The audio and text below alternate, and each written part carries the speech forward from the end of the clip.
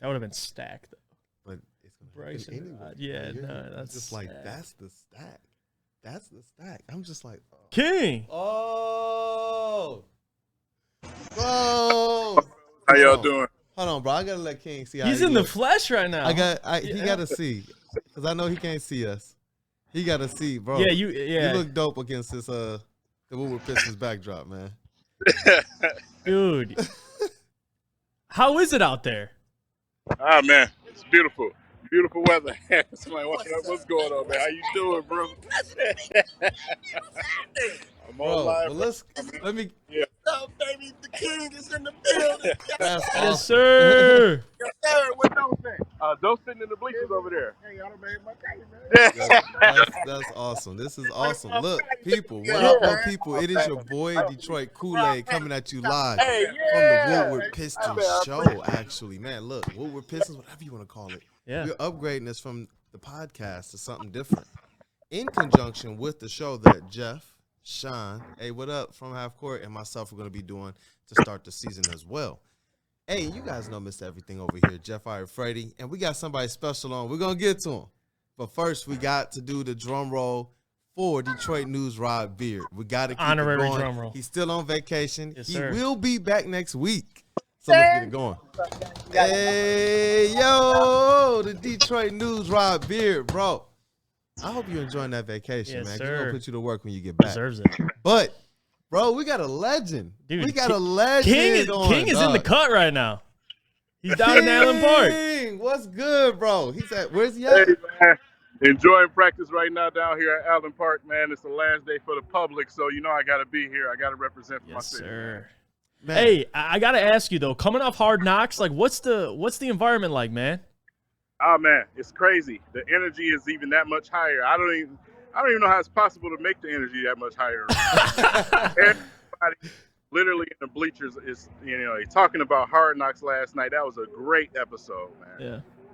Yeah. And also, man, watching Hard Knocks, the first thing that stood out was the dynamic between coaches. And you saw Deuce, Aaron, Glenn. Like, has this been something that you've seen? Because you've been at training camp, pretty much the entire time. Have you seen them going at it live? Yeah. And then now we get to see the Hard Knocks?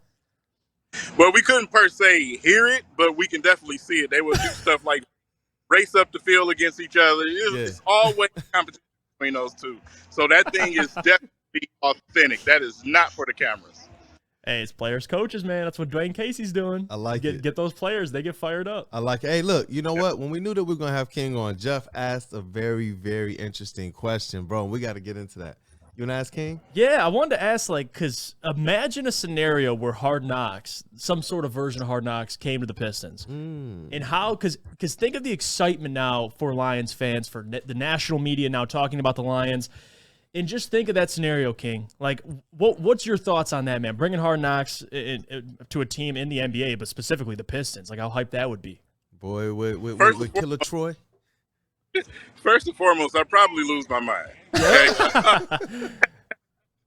But yeah, I mean, that would be amazing.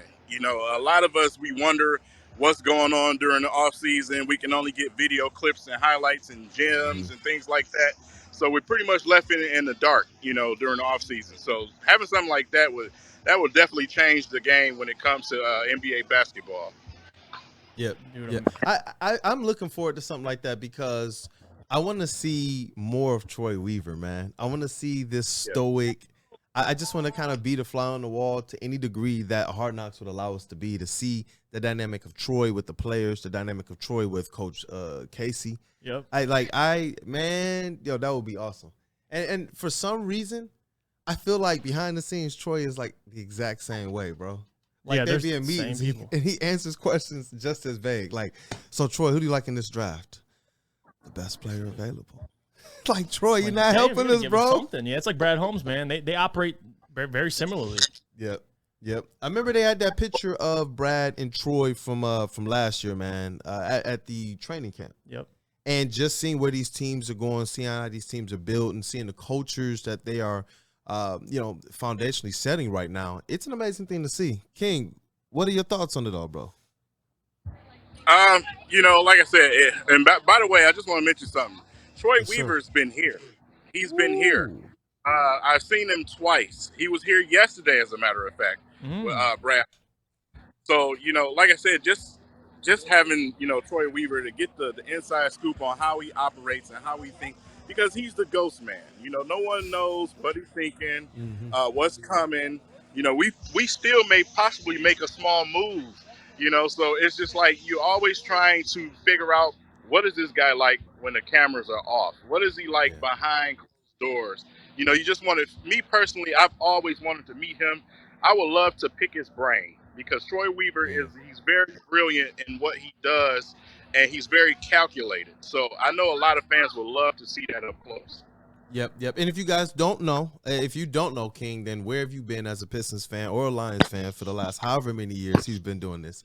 But if you don't know, he is one of the OG content creators, and honestly should be recognized as media, because he's brought some of the best Lions and Pistons coverage, breakdowns, reactions, reviews, post-game, pre-game. I mean, he's carried this for a lot of us throughout the years. So definitely, King, just before we continue on, plug your channels, where people can find you, what you're about, what you're doing, before we get into some more Pistons talk.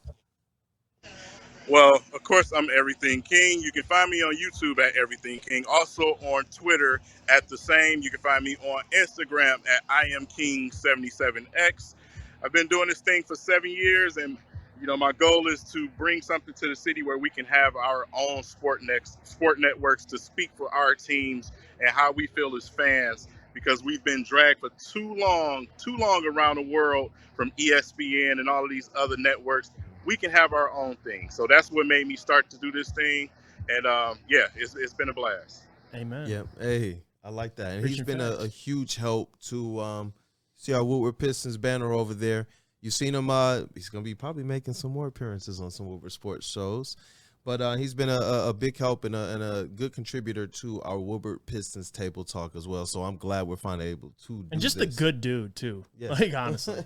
Good dude. It's a good dude. So, hey, we got to give King the roses. Got to give you the flowers, man. Have to. Hey, give your homies the flowers, too. If you guys know King, definitely put the flowers in the comments right now. Definitely. But, bro, we wanted to get into this coaching staff, right? We wanted to get into Keith Bogans, Rashard Lewis, the assistant coaches that handle things down at Vegas and such, as well as Coach Casey, and what all of this means. But I wanted to pick your brain on it. Keith Bogans, Rashard Lewis, those were two players that I remember seeing playing. And they kind of excite me. I don't know necessarily as coaches, like how we traditionally think of coaches, what they're going to bring to the table.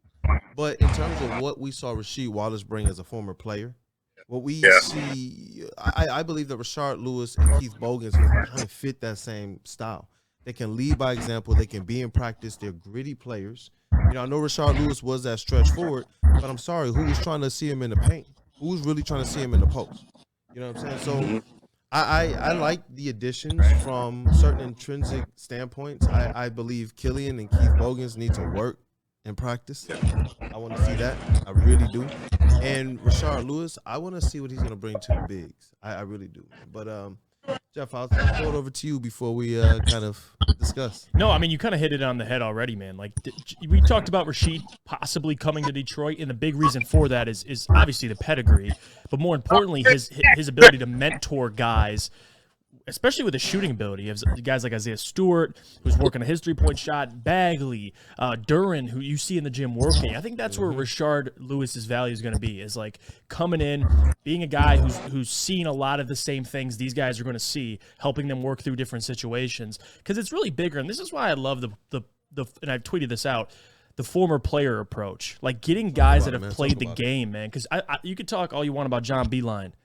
My man Beilein hasn't seen the same things that Rashard Lewis has seen, like in terms of game experience. So I think they're both tremendously valuable. And under Dwayne Casey, man, like this is what you want. You have a great teacher, and then you got former players that want to get into coaching under him. So great coach to learn from, and I think the players are going to benefit from it, man. Only benefit. Yeah. Talk about it, King. Yeah, just to add to that, it's kind of ironic that I'm here at the Lions facility right now.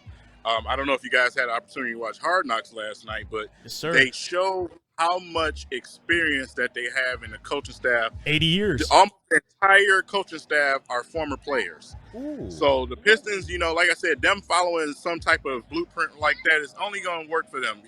We've seen Rasheed Wallace. I would love to have Rasheed Wallace on our staff, by the way, again. But you've seen what Rasheed Wallace did when Drummond and Greg Monroe was here. They played, they were fit, especially Drummond. Drummond was a totally different person, So sometimes having that influence around from somebody who's actually did it, it makes things a whole lot different. Bingo, right there. I like that breakdown. I like the connection too. When we saw, I think Drummond's best year was the year with Blake Griffin that they made the playoffs and he got all NBA. But I believe his toughest year, the year that we saw the potential, the things that everybody wanted him to be, was that year with Rasheed Wallace. Yeah. I wish we got more of that. I don't know what happened behind the scenes with Stan Van and Rasheed, but goodness gracious, man, that era took a lot from us. It did. But that's the difference, though. Like, if a coach comes to you and has a problem or wants to address something like, hey, this is what I see you're doing wrong, it's different if it's coming from Rashard Lewis, man. Like, it's just different because now what are you going to say to him?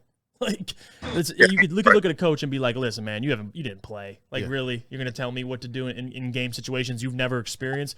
Rashard Lewis is like, listen, dude, played 15 years, 16 years in this league. Like, All-Star games. All-Star games. Yeah. Like, I know what I'm talking about. So I love it. Yep. And that's the thing. I know that a lot of times people will say who to some of these players because they might not have known them before and they might not have been the stalwarts that got all of the different accolades when they played.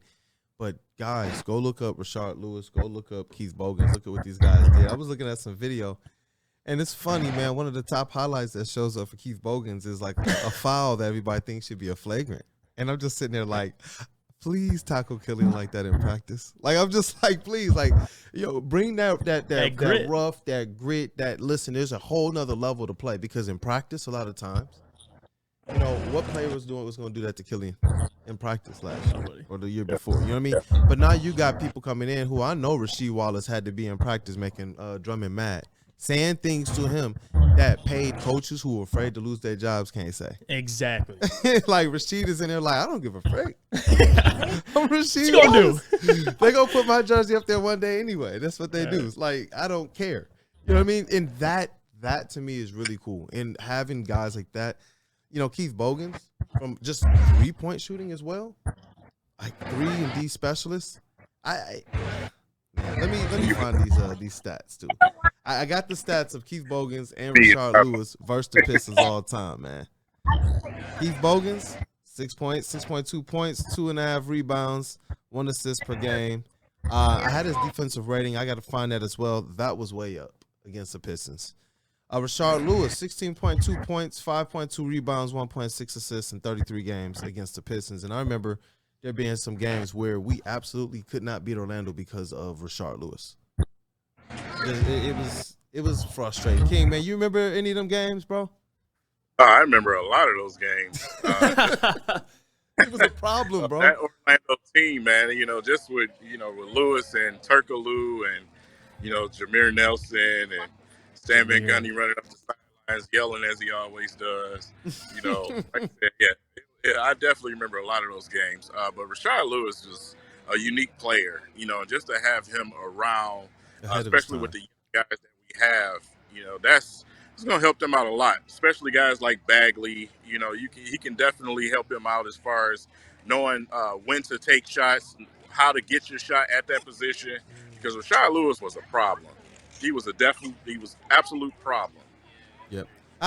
The player that I think I'm the most excited about Rashard Lewis being able to have an influence over is Isaiah Livers. I know King, Jeff, that's one of our more favorite popular players to look at outside of the core five, like the starters. The unsung hero. Yeah. That's the dude. That's the guy that I believe if Sadiq Bey is the big X factor, Isaiah Livers is the little X factor.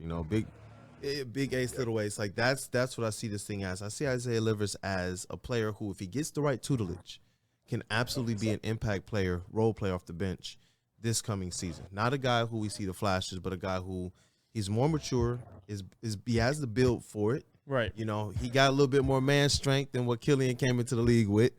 And we see it. We see it when he gets out there. He straps up on defense.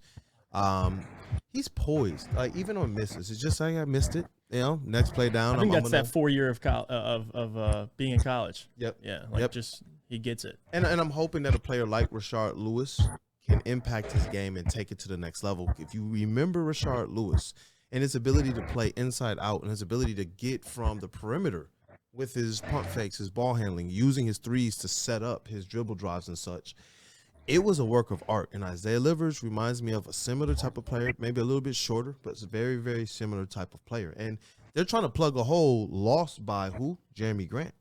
Right. We've talked about that the last couple years. I mean, last couple weeks, last couple episodes about how are they going to plug this defensive hole that, you know, Rod said, hey, he was 6'9", long arms, Yeah. rangy, and on offense played a lot of similar ways. So I think that that's an interesting thing. But are there any other players you guys are hoping can really, really learn or gain something from Keith Bogans and Rashard Lewis as his new additions? And I think King already hit on it too. You're talking about Marvin Bagley. Like that's the dude for me. Like similar build, 6'11", offensively driven. Like he needs to work on the defensive side of the ball, but still, I mean, dude, offensively, a lot of the things that Rashard Lewis was great at, I think Marvin Bagley can improve on and be good at because he's got a game. It's just about him spacing the floor, something he has to get better at. But Bagley's got tools, man. He just has to put it all together. So I think that's another one he would benefit from having those guys coaching him up. Yep. Yeah. Oh, go ahead, King. No, I was just going. I'm in total agreement, man. That's why I brought his name up. Like I said, and also when you look at a guy like Bogans, of course, having him around our guards is going to help them out a lot. Killian especially, but we do have a young Jaden Ivey too. You know what I'm saying? So you can always pull from them veterans, man. Yeah, So like I said, our team is super young. So anytime you have these guys around, giving them, that advice, that knowledge, from actually being in the game and winning in this game, man, it's a great thing to have around your franchise, man. Yeah, and you're adding coaches that, were great at shooting the ball. And when you have guys on the Pistons that you do improve shooting the ball. So it's like, it's a perfect match, man. And that's why it really is. It's perfect pairing. Yep. And I got that defensive rating for Keith Bogans. He was at 107.5, which would have put him in some pretty good company in today's NBA. I know number 10 was PJ Tucker at 106 this year for defensive rating. So that just kind of speaks to the types of players that they're looking at. And Keith Bogans had that I don't care attitude. Literally, he was those players, those guys in the league. And I just said one of them, and PJ Tucker among others, who if they hard foul you, you might be mad. You might think it's a flagrant, and you look around and you see it's them, and you're just like, no, that's just a PJ Tucker foul. That's how Keith Bogans was. Just get used to it. Yeah, it's like, oh, that's just she. You know what I mean? She would just absolutely paw people, bro, on certain drives. That's the type of player you're getting. Or as a coach, that's the type of player Keith Bogans was. Mm-hmm. Just did his job, man. Didn't care. And I was looking at some of the comments, bro. This is the funny thing. When you go back and look at the comments from these players, from their old highlights, you see people in the comments saying things like, man, Keith Bogans, he's not even like a star player, but we can't win when he's not in the lineup. Like, I love seeing stuff like that. It's true. I love seeing it because these aren't insignificant hires. Troy Weaver, as King alluded to, as Jeff has alluded to, he's a mastermind, bro, he knows what he's doing. He accomplishes what he sets out to do. So I'm excited for it. I'm glad that King also made mention of that point to we know that Troy and Brad have been kind of spending some time together over the last few off seasons and training camps. But to see that they're taking similar approaches to how they're building this team with the former players and getting good former players, like former players who are showing good trends as it relates to coaching. And you see in their pedigree, whether they were the star or not, they always went hard. I love that, man. Right. I love that, King. That was a great point, bro. Yeah. Just like I said, those two have been known to be friends. And I'm speaking of Troy Weaver and Brad Holmes. So, like I said, they can rub off on each other. You know what I'm saying? Do things.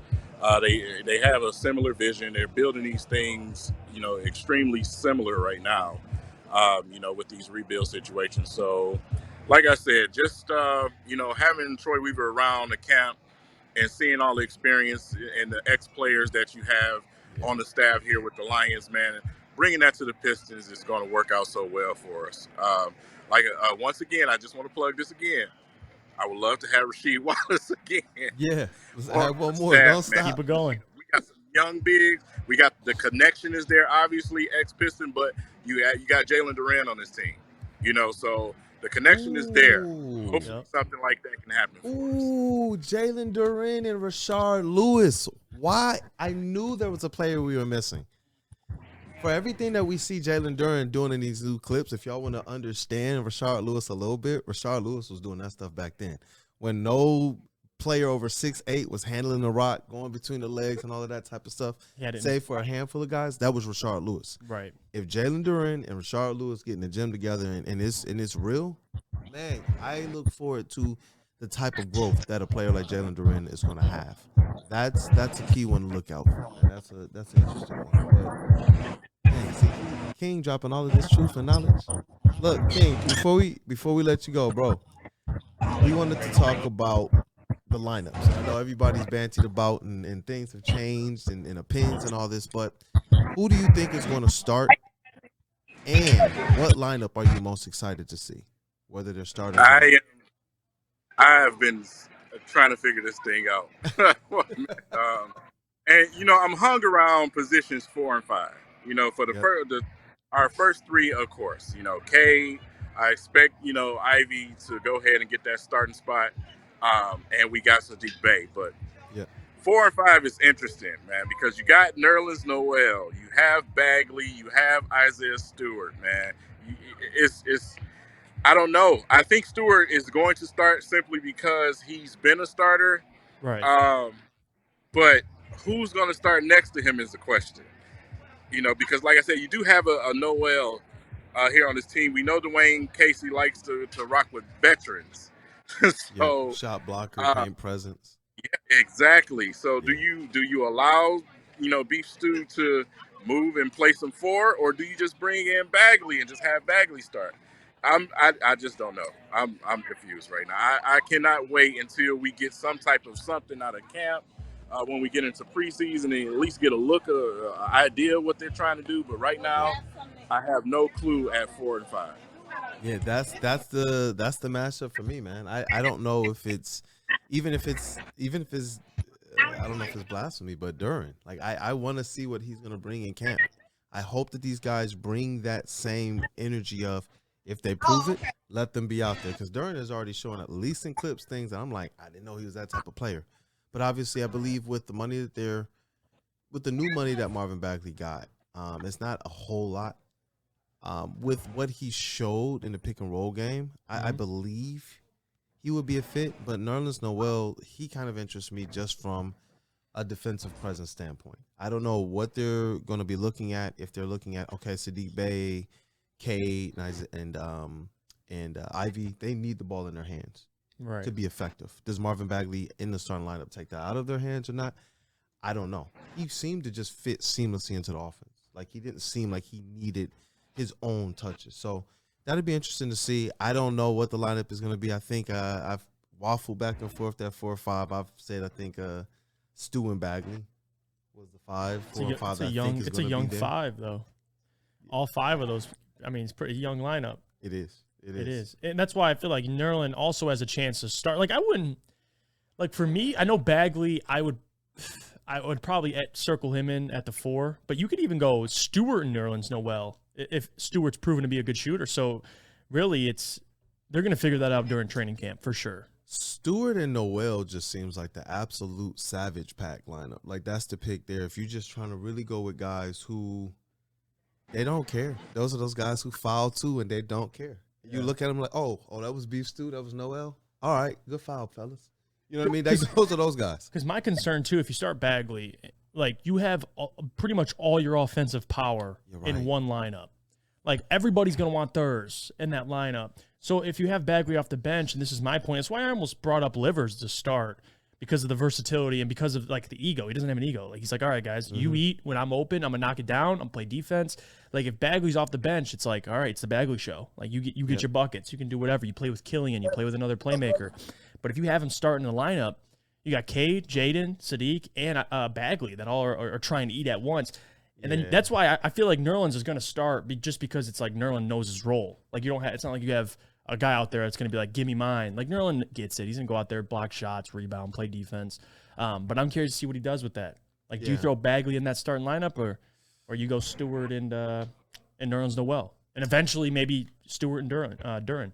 Sheesh. It's a tough I don't one, know. man. That's tough. That's tough. I do believe that some have underestimated Noel just a little bit, but obviously Camp is going to start to answer a lot of those questions. Right now, Definitely. we just hypothetically are talking, and so that's why I respect King saying, like, bro, I have no idea right now. That's me too, man. I got no clue at that 4 and 5 spot. But just if things pan out the way we think, what lineup or lineups are you kind of like most excited to see? And I'll start with Jeff because you brought up Isaiah Livers. I want to hear your Isaiah Livers centric lineup. Mine's a small ball lineup. I cannot wait for Cade, Jaden, Sadiq, Livers, and Stewart.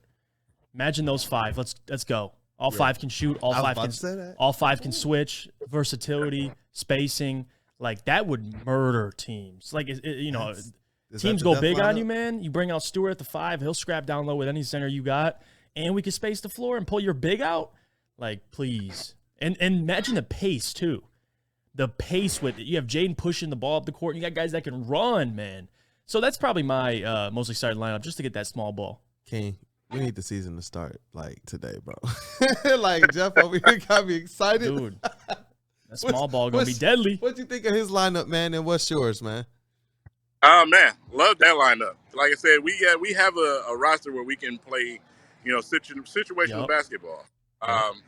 Whatever you throw at us, we can be ready for it. We can get lengthy or we can go small. So it's very versatile. My lineup, of course, you got Cade, Ivy, and Sadiq Bey, but I would like to see probably a Stewart and Bagley combination out there.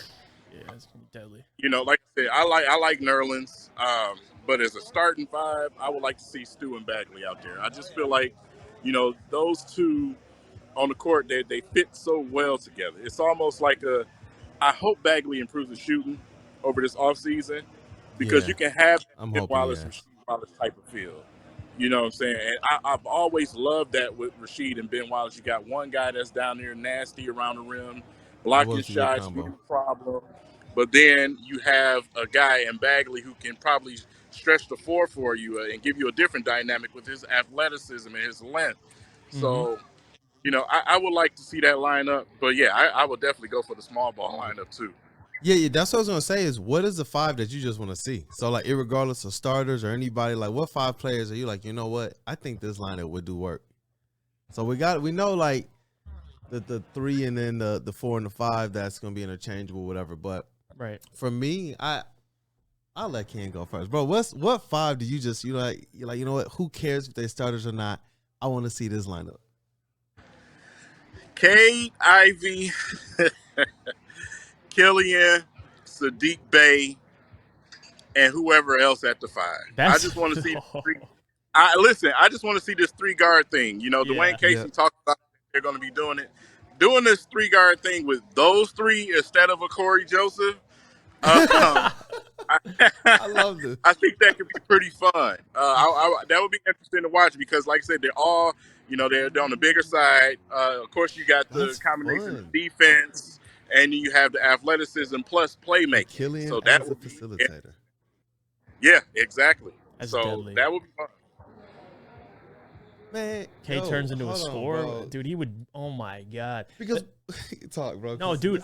He kind of. The more I thought about it, like I had an answer, and as soon as King just spit out his lineup, my answer just got thrown in the trash because that's probably the best lineup idea. Is in a blender right now. If we could throw, like, throw those 4 out there, and then at the 5, like King said, man, you throw Duren. I mean, it don't even matter. Like, I just want to see the 4, bro. Duren. As soon as I heard you throw Duren in there, that'd be sweet. Just put Duren in because it fits what he was talking about. The pace they're gonna run, the athleticism. Sean Kemp Light out there running with Killian, Cade, Ivy. Oh my gosh! But that's probably the lineup that I'm agree with King there. Like that's the lineup I'm most excited to see the 3-guard lineup. That's the one we talked about. That's like before. That's like a Steph, Jordan Poole, and Clay. Not saying they are those players, but you get those 3 guards out there.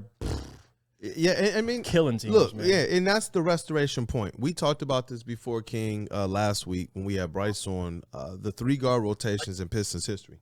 They were key to both of the championship runs that the teams had. Right. You know, I know that the Bad Boys got the 2 championships. Going to Work Era had the 1 championship with the back-to-back appearances, and it was on the backs of 3-guard rotations. And with the Going to Work Pistons, it was like a 4-guard rotation. Lindsey Hunter, he was doing work. Mike James was doing work. Mike James, yep. And, bro, we saw Lindsey Hunter. He was all over the all-time playoff records list for the Pistons, bro. He deserves roses. We're going to have to do something on those types of guys soon, because Lindsey Hunter was somebody that I saw play both times, both series stints with the Pistons. And, King, I was utterly shocked when I saw the playoff numbers. Utterly shocked. Steals, points, all that time. I'm just like, what? Threes. Yeah. I'm like, yo, he was really out there getting it. Really out there. He was that dude. Yep. But, yeah, that 3-guard rotation, that's it. That's it for me. That's where I was leaning. I was like, I think people are going to be mad if I take Saddiq Bey out. But we've seen that he can play that 4, and maybe it's for a lineup like this. Yeah. Maybe it is. Maybe it really is. But I don't know if with that 3-guard lineup, I'm waffling between, do I go athleticism at that 4 and a 5, or do I go shooting at that 4 and a 5? And that's what I can't settle in on. I feel like just going Bagley and Duren and going with the 3-guard rotation and just seeing Lob City, seeing what it does. I look forward to seeing Cade and Ivy on the wings, just being able to do work, because you don't have enough defenders to lock these guys up. You just don't. But that's a fun lineup, King. That's a fun lineup. And that 3-guard rotation, I think that's what I'm most excited to see. Maybe I go with Isaiah Livers at the 4. Yeah. Isaiah Livers, Jalen Duren in the 3-guard rotation. You need shooting somewhere in there. You do. With those playmakers, you need it. No, that's it. King's over here at camp in Allen Park dropping just facts. He's on the road right now dropping facts. Just facts. I got people ducking up under the camera like, no, it's on me. Man, listen, how has the atmosphere been there amongst the fans, amongst anything, you know? Yeah, I see the people, too, walking by you, man. It's a ton of people. Yeah. Breath of fresh air. Total breath of fresh air. It's like night and day from the Matt Patricia era to now.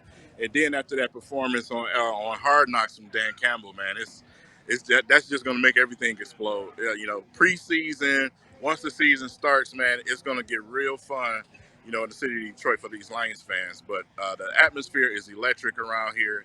I got here super early this morning, and it was still crowds and droves here. Wow. So, you know, I can't imagine who's all here.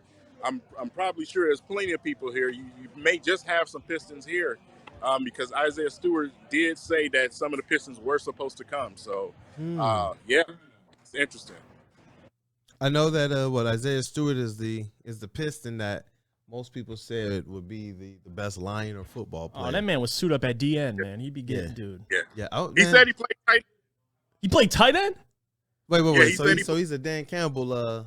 He got the finesse. Loves him. He's a basketball player. That basketball players play. Man, they always play receiver. They always play those offensive positions. The finesse games. Finesse position. Games. Hey, King, I want to ask you, because I know you probably said it on your YouTube, but I'm gonna put you on the spot. I need your predictions. I need your Lions record prediction. I need your Pistons record prediction. I need a back-to-back. What you think? I'm putting you on the spot. Boy. Lions, I got between 8 to 10 wins for them this season. Okay. 10 is at the absolute greatest peak of wins for them. But I think realistically somewhere around that 7 to 8, just because they're taking the next step in this rebuild situation. We still need to add a few things to the team. But for the Pistons, it's definitely going to be over what ESPN said. Let's get the Kool-Aid. I like this. Pedestrian. I'm going to be pedestrian. I'm going to give them around 30, 35 wins. Let's go. I want to bring them slow. You know, I don't want to drink too much of the Kool-Aid. Let's go, bro. I'm loving this. 35 wins, it seems fair for me for this young team. They're going to have a lot of ups and downs, a lot of learning moments. So, yeah, that's where I'm at.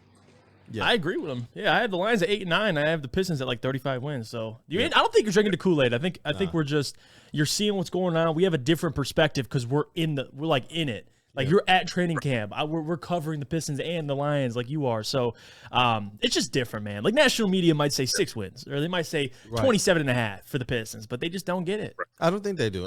Where it really boils down to is we're not just clued into our team, but also our division and such. We are the weirdos who we say Central Division in the NBA. Who else is really focused on their actual division? Yeah, right. In the NBA. People say conferences, but we're looking at what each team has done. We're looking at the defensive upgrades and the offensive upgrades they've made. So when we are giving our opinion, it's not like we think Aaron Rodgers has just now he lives on Mars and is no longer in the division. You know what I mean? It's not like Giannis is no longer in the division. Look, these things are given parsing everything and just trying to aptly and correctly apply to our guys. Right. You know, we see them. It's our job to see them. And hey, will we be wrong sometimes? Like Bryce said last year.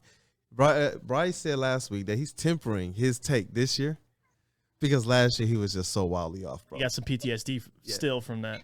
He said he was like, I'm off. So this year, the hope should be that they are trying to make the play-in, but he doesn't believe that 6 seed is anything in their. I don't think so either. In their future, in their purview. That 6 seed, that's tough. It is tough, man. The more we've looked at it, and you need like 45 wins, man.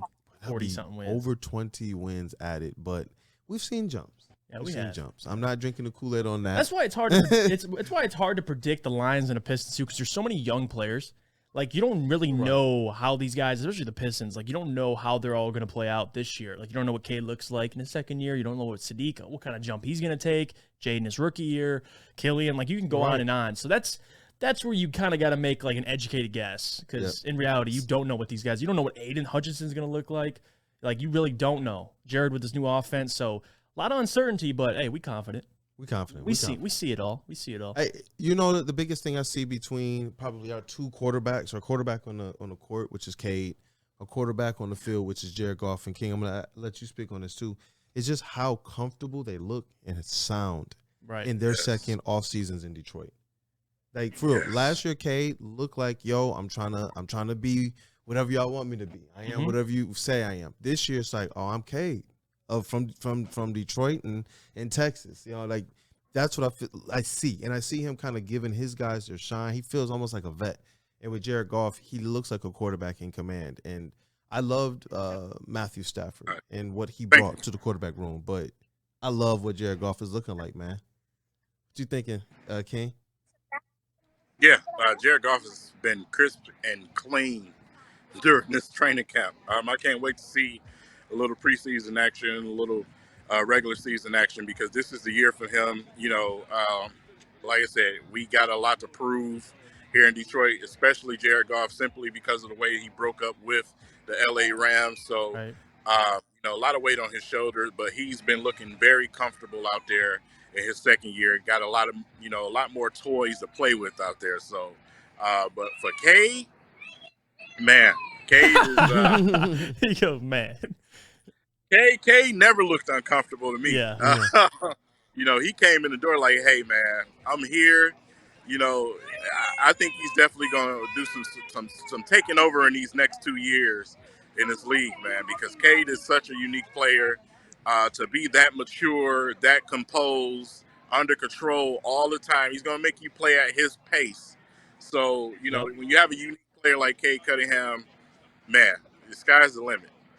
Hey, I got to ask you, King, a personal question, kind of off topic a little bit of the Pistons, but if you're watching this, you're probably a Lions fan as well. We in Hard Knocks, I got to see Panay and Aiden go at it, and you've got to see it all the time. Yeah. Like, you've seen the ups and the downs from both players. Who has impressed you between those two? Like, is it Panay holding his own, or is it like Aiden getting the best of Panay? It's automatically Aiden. Panay is an absolute monster. It's just. You know, since he came in the door, before he came in the door, we already knew what we were getting out of Panay. He's a straight demon on the field.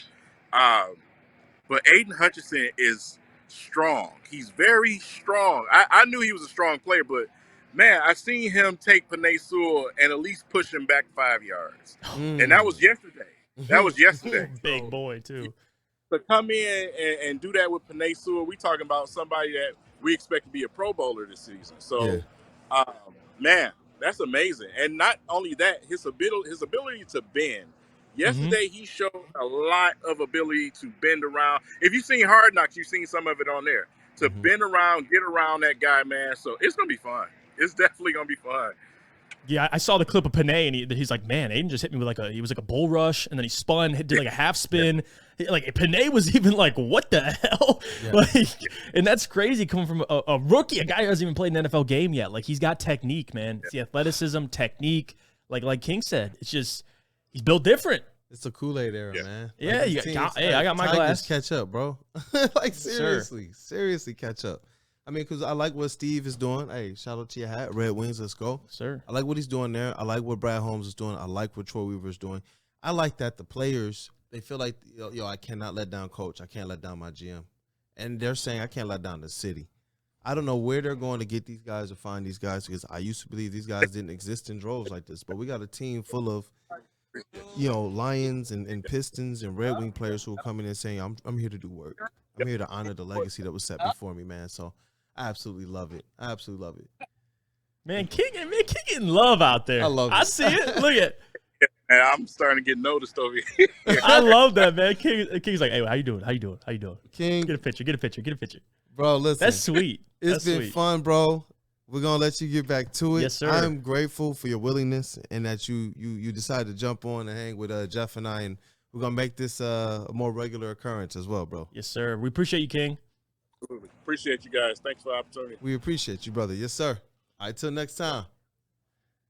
Dude, it's crazy, too. Legend, bro. Seeing the perspective, like King can bring, too, because, listen, Easy's been at training camp. Spencer was at training camp this week. And just the vibe, like it's all of Detroit sports. Like you just talked about, it's the Pistons, it's the Lions, it's the Red Wings. We'll leave the Tigers to the side for a sec because they're in a disaster over there, a burning building. But with the GMs we have, they all kind of operate similarly. Like in terms of recognizing talent, like Troy Weaver, he can recognize talent. Brad Holmes can do the same. Eiserman can do the same. So, man, you have no idea. Well, actually, you do because you understand what we're going through. People outside of Detroit have no idea how much excitement there is right now in Detroit sports because we hit a three-leg parlay right now. 3-leg parlay with all of our GMs. On top of that, we got our guy Deuce, the man, the myth, the legend. What's going on, fellas? What up, baby? Brody, How it is good to finally get you on the Woodward Pistons podcast. If you guys don't know. Yes. This is another member. Listen, bro, we just had King on. They know and recognize him from a lot of different things, and you guys, including the table talk, where you also may recognize Deuce from. But he does a lot behind the scenes, too. He is one of the social media leads for Woodward Pistons. Instagram, Twitter. Makes good music, too. Makes good music. A Destination Restoration is Destination on Restoration. the way.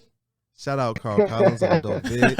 Hey, we got any Jeff more got some vocals over there. What do you want to say before we let Deuce get in the word? Nah, man. Listen, Deuce, just as soon as this man popped on the screen, I lost my train of thought. I'm excited, man. Yeah, listen, Deuce and I, we go way back, and his basketball knowledge, he's one of those guys like Jeff and like Motor City Hoops. Shout out to Bryce and like Rod and like King. You like to hear these guys talk basketball, and you love the dialogue with them. You love to have your thoughts challenged by them. You love to have your ideas expanded by these people as well. Deuce is one of those guys. He contributes a lot to our Woodward Pistons table talk. If you're not familiar with it, definitely go back and look at some of the others, as well as my co-host on In the Zone. And we have a lot of fun things on the way. But Deuce, anything else that you want to plug or people should know before we, I guess, get this little fun topic, man? We got like 5-10 minutes. I'm just glad to be here with my guys, man. Like that's all I care about right now. Let's talk Pistons basketball, man. That's Yes, I'm sir. here, Mr. Everything and Kool-Aid. That's it. I love I'm happy. that. I'm good. I love that, Mr. Everything Kool-Aid. Bro, Love it. I love it. But hey, listen, we've talked about a lot. And what I want to do before we get into this fun topic, I want people to be able to tell me who they'll always be a fan of. So a Piston player who's no longer here, might have been here, didn't get a lot of the fanfare, and we'll get there. But I need to get his opinion. I need to get your opinion, bro. Who do you believe is going to start? And then in addition to that, what 5, irregardless of starters, are you excited to see? Okay, so to start the season, because I have a different answer based on starting the season and ending the season. To start the season, I would say Cade, Ivy, Bay, Bagley, and Stewart to start the season, right? But my ideal lineup to end the season would be Cade, Ivy, Bay, Stu at the 4, and Duren at the 5. And the reason I say that is because I don't think Duren's going to be ready from day one to start. right? Yep. He's the youngest kid in the draft. He's got a lot to learn. He's got the gifts. He's got the skill, but I think he just needs some experience in order to get there first. So I think that's my ideal situation. And I think with having Stu hasn't played the 4 in his life up until Summer League of this season. That's what he said in the interview after Summer League. So I think they had him at the 4 for a reason because of what they see in the potential of Duren at the 5 long term. And I think Stu is our best big who can spread the floor outside of Kelly Olynyk. So I think Stu at the 4, Duren at the 5 is really what will be a great 1-2 punch, similar to what Boston has with Williams and Horford in the front court. Yep. Man, we keep forgetting about Kelly O. Hey, the snapback king, man. Listen, we were gonna do a role player assignment, and we're gonna push that one to next week. We're gonna do that because we do need to get into these other players, non-rookies, our starters and such, and that's why I'm glad we're getting into this. Just a little bit scratching the surface. The other aspect of it, Deuce, was what lineup are you just excited to see? And I know, Jeff, what was your lineup? I agreed with King. The excited to see was that 3-guard rotation, man. Yeah. Like with Bay at the 4 and listen, King said it, and I'll agree with him. Anybody can be at the 5. I mean, just those 4 guys, 3 guards and Bay. Yeah. My God. Yeah, Killian, Cade, Ivy, Bay, and potentially Duren as the athletic, or you can go another big that can kind of stretch the floor in Beef Stew. Now, a lineup I'm excited to see that is going to happen, like, because that one we're just like I think Bay can start the 4, but you really don't know that whole process. My lineup that I know will play and I'm excited for is that small ball lineup, Deuce. I gotta tell you, let me hear Cade, okay, Jaden, Sadiq, Livers, Beef Stew. Give me those 5, man. Good luck. I think you're impressed, Deuce, with that one. Good luck switching. I mean, who you going after?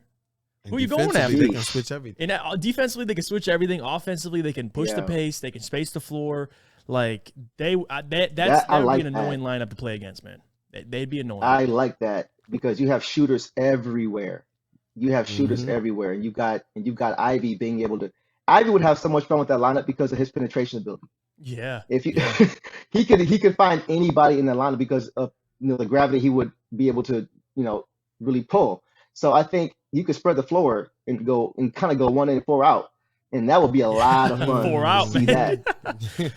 I like that. Pistons could never do that, man. 4 out, all guys that can knock down shots. That's what I'm thinking. I'm just sitting here right now. We talked a little bit about Troy Weaver and Brad Holmes with King earlier, since we know that there's a lot of similarities. And with both teams, we have not had this much optimism about the players and their future. So much so that we don't even have to really be concerned as much about if they're going to be a winning or playoff or championship team. Right. In the past, it was always sold on the hope of if our team is a winner, irregardless of if they had a future or hope. Right now, what we're seeing with the Lions and the Pistons is the fact that our teams are being supported based on the approval of the foundation, irregardless of if they're going to win this year or not. We believe in the direction of the team. We believe in the coaches. We believe in the front office. I believe in what Brad's doing. I believe in Dan Campbell. I believe in Troy Weaver. I believe in in Dwayne Casey.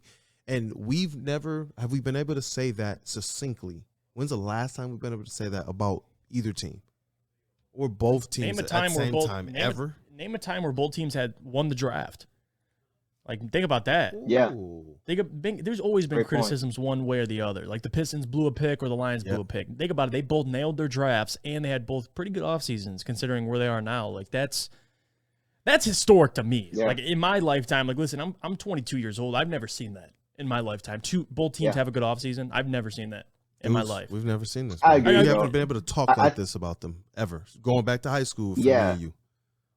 That's what I was gonna say. I think what has us the most excited is the vision, because we're not so focused on the win-loss right now, but I think there's a clear vision with both teams that has been established, and I think both teams know what that vision is, and they're moving in that direction.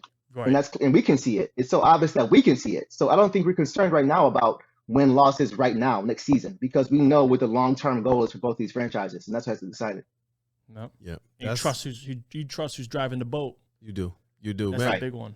And hey, Deuce, was there any other lineup that you would want to see out there that you're like, you know what? Yeah, let's. That was the one, man. That was actually the one. That was it. Like, you guys hit it. The 3-guard lineup.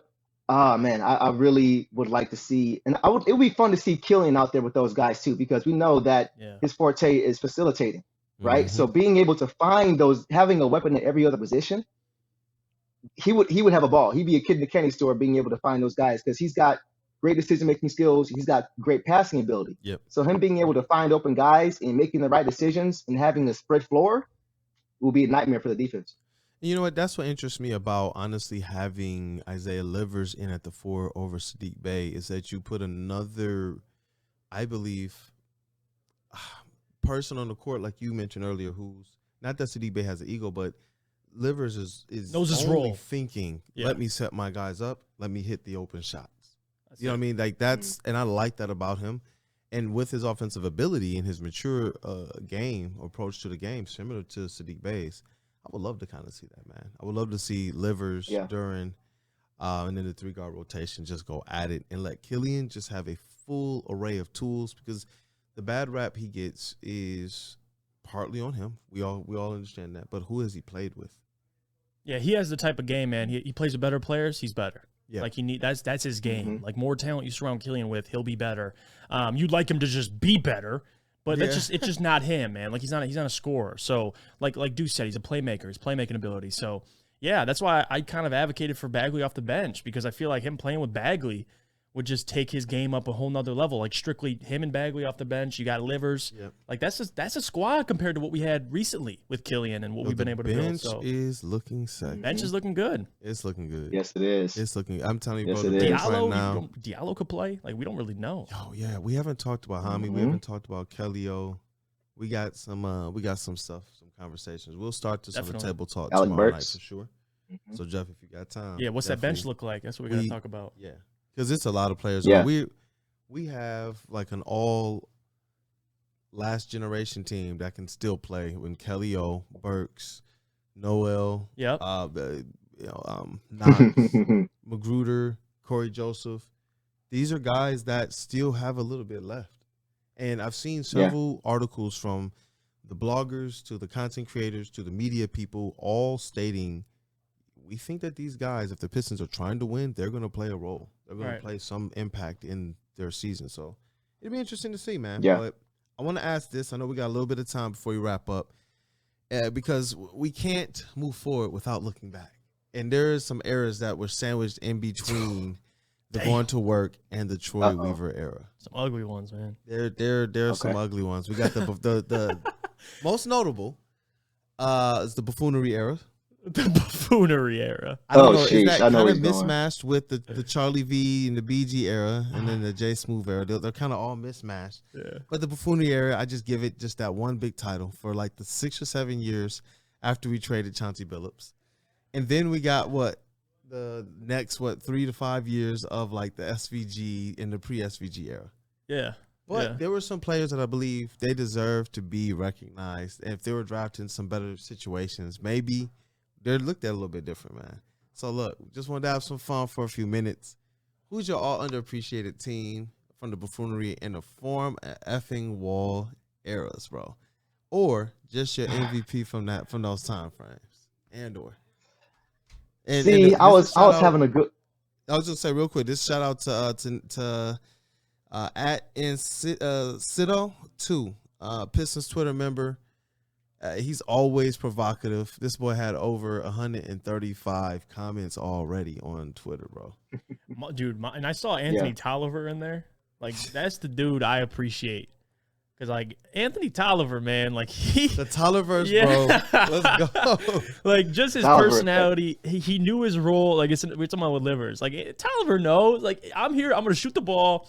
I'm a looking like I'm out of shape, but I'm going to walk in the game and get some buckets. Like, that's why I think Tolliver holds a place in my heart. Langston Galloway as well. Langston, man, and his sneakers. New sneaks. I Every like single him, man. game. That's why He was good with the media and bloggers and everybody. he was, bro. man. Everybody loved Langston. Like that was a consensus thing. So those are two just quick examples. I know but he had Brandon Knight as the actual pitcher B-Knight, for his that's son. another I one. do. I respect him. For that DeAndre Jordan play, I always state, and I remember being on Twitter like, What about Kyrie crossing sitting him there. I couldn't defend that as much, but the DeAndre Jordan one, I was like, no, he jumped when nobody else would. Why y'all sitting here going on Yes. be a guard and blah blah? He should have made a business decision, but I'll always cape for that, bro. Oh yeah, I got no Always problem getting cape for dunked that. on. I have to, and that was the type of player he was. The Kyrie crossover, I felt that was just a tough that was one just for him. cruel. That one was way more Yeah. cruel to me, dog, because it was just like that was your peer. Yeah. You guys came up in the circuit together, and then he caved to Jalen Green you, and it was just like, oh. He did have a shining moment against the Raptors. I'm not sure you guys recall. He had a game winner. Yeah, Against the Raptors. He did. It was a nice floater off the glass, to get the win. That was probably his one shining moment that Brendan and I had here. But yeah, I respect him trying to defend. It wasn't a good decision, but I respect him because nobody else is in the lane. We had Monroe in there, and I think Calderon would just kind of watch the play happen. That night we were but B Nice said, you know what, let me go for it. I remember that game, man. Nobody was really caring, and it was just like Man mentioned Calderon, like that. Yeah. Think about that. That was the dude. You think he? Yeah. It was a struggle, man. The struggle was real, man. Yeah. Like real, if I'm looking over, I see Calderon. I'm like, hell, I'm jumping. I mean, who else we got? Who else? I gotta obviously shout out my guys, Brandon Jennings, Andre Drummond. Yes. They gotta get some type of pub. Obviously, Blake Griffin for his one season mattress leg. Blake, man, he did his thing. Hey, we got to see a superstar. We really for 1 year. Like we got to see that, which I can appreciate that as a Pistons fan. Like it was really did actually. Just play that year, man. Like career season for him. So got to throw Blake in there. And Andre Drummond, as much as we talk bad, like not bad, but we speak our truth on Andre Drummond. He should have brought more. He didn't. Should have brought more. I can still learn to appreciate Drummond, that whole experience. I know the way it ended was rough, and all the I'm not even really talking about like the off the court things. I'm talking on the court. He said it. Yeah, he said this stuff, man. On the court, man. Like I appreciate everything with him, man. Yep. Because that was another guy, like one of the guys that I truly became a fan of early on. Like, all right, this is our dude. Like let's do it. So I can't just say like, oh, screw Roger Drummond. Like I'm not gonna do that. No, but Jennings. Yeah, and it wasn't. Go ahead. Oh no, Deuce, go ahead, bro. Yeah, I was gonna say with Brandon Jennings, I think you were gonna kind of go there. It was fun watching him play. I think he's one of the most athletic guards we've had, since now that we have Jaden Ivey. He kind of gives me Jennings vibes. His first step, his quickness, being able to be shifty and get to where he wants on the floor. He's a bucket. It was fun watching him play with Drummond. It was fun watching him play with Drummond because it seemed they had kind of a connection that even Drummond and Reggie Jackson really didn't have. Yeah. He just really seemed to want to get Andre involved all the time. And that was fun. That was a fun time watching with Brandon Jennings. I'm trying to think if there's anybody we're missing from the Buffoonery era. I shout out to Tayshaun Prince for coming back during that time.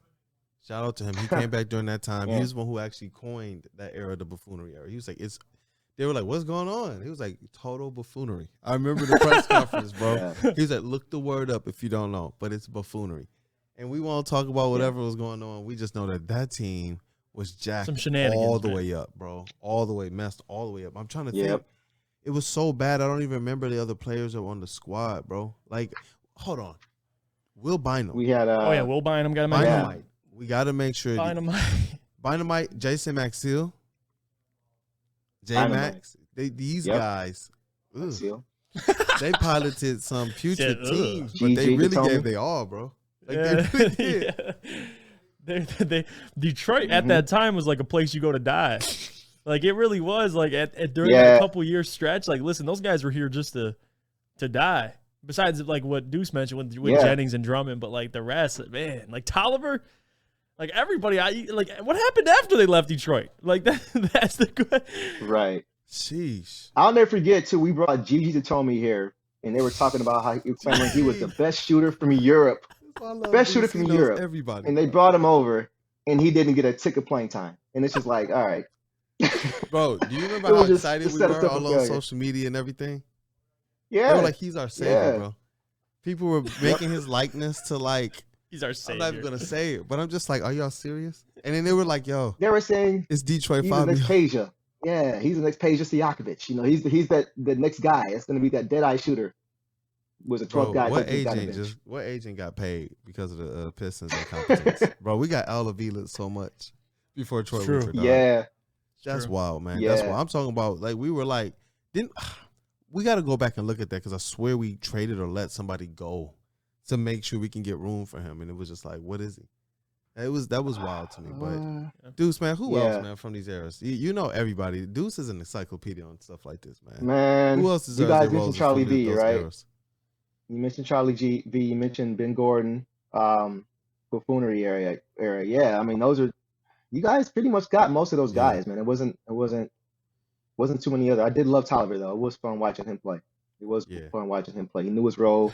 He knew what he was supposed to do. I love that man. Yeah, I like it. yeah, But me too. Deuce, any last words, bro? It was great to have you on. We're gonna keep you on to do this this drum roll out for Rod Beer wherever he is. He's on vacation Oh no, somewhere. You know, man. the legend. But any last words, brother? Absolutely. Yeah, got a shout out to Rod. But no, I just wanted to really quick just mention I'm really happy about the Keith Bogans and Rashard Lewis signings becoming coaches here. I think that's going to be something that's very, very important for our young guys because we have such a young team.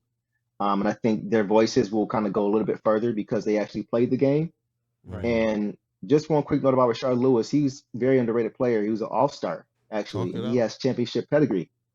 He played for Orlando in 2009 when they went to the finals, beating Cleveland and LeBron to lose to the Lakers.